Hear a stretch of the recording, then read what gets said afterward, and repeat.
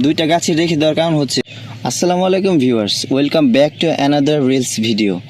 কি অবস্থা সবার, কেমন আছেন সবাই? আশা করি সবাই ভালো আছে। আপনার স্ক্রিনে দেখতে পাচ্ছেন দুইটি পেঁপে গাছ এক জায়গায় রয়েছে। দুইটি পেঁপে গাছই রাখার অবশ্যই অধিকাংশ বাগানেই আমরা দেখতে পাই পুরুষ গাছের সংখ্যা অনেক বেশি হয়ে থাকে, যে কারণে আমরা পুরুষ গাছ কেটে ফেলি। তো এইখানে দুইটা গাছে রেখে দেওয়ার কারণ হচ্ছে, এই গাছে এখনও ফুল ফল কিছুই আসেনি। ফুল ফল না আসার আগে কোনো গাছই কাটা যাবে না। আমরা চারা রোপণের সময় গাছ বেশি করে রোপণ করেছি যেন আমরা পুরুষ পেঁপে এমনকি স্ত্রী পেঁপে শনাক্ত করে সেগুলোকে কাটতে পারি। এখনও মনে হচ্ছে কিছুদিনের মধ্যেই এই গাছগুলোতে ফুল চলে আসবে, তখনই বুঝতে পারবো যে পুরুষ গাছ কোনটা, স্ত্রী গাছ কোনটা। সেই হিসাবে আমরা এই গাছগুলোকে বাগানে রেখে দেব।